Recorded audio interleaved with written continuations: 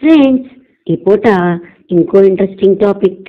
గబ్బిలాలు రాత్రిపూటనే ఎందుకు సంచరిస్తాయి? పగల కన్నా రాత్రి బాగా కనిపిస్తుందా వాటికి? ఓకే, దీని గురించి కొంత తెలుసుకుందాం. పగలైనా రాత్రి అయినా గబ్బిలాలు చూడలేవు. వాటి కళ్ళు మాత్రమే. కాంతిని గ్రహించే శక్తి వాటికి లేదు. అవి కేవలం నోరు చెవుల సమన్వయంతో మాత్రమే పరిసరాల్ని అంచనా వేయగలవు. అంటే ఒక విధంగా అవి చెవులతో చూస్తాయని చెప్పచ్చు. అలాగని గబ్బిలాలు తమ కళ్ళ ద్వారా చూడలేవని అనుకోకూడదు. వాటి కళ్ళు వెలుగు చీకట్లు తేడాను గుర్తించగలవు. తద్వారా వస్తువుల ఆకృతుల్ని తెలుసుకోగలవు. అంతేకాకుండా గబ్బిలాలు తాము అంతకు ముందు సంచరించిన ప్రాంతాలని సులువుగా గుర్తుపెట్టుకోగలవు. గబ్బిలాలు నోటితో అతిధ్వనుల్ని చేస్తాయి.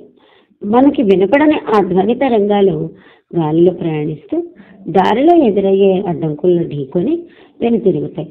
అలా వెనక్కి వచ్చే ప్రతిధ్వని తరంగాలను వినడం ద్వారా గబ్బిలాలు తమ పరిసరాల్లో ఎలాంటి అడ్డంకి ఉందో గ్రహించగలుగుతాయి. ఇలా అవి గాలిలో వేలాడదీసి ఉన్న సన్నని తీగలను కూడా తప్పించుకుని ఎగరగలగటం విశేషం. రాత్రిపూట సంచరించే నిశాచర జంతువులైన ఎలుకలు, నక్కలు, గుట్ల బొబ్బల కోవలోకి గబ్బిలాలు కూడా వస్తాయి. కాబట్టి అవి రాత్రులే సంచరిస్తాయి. Thank you.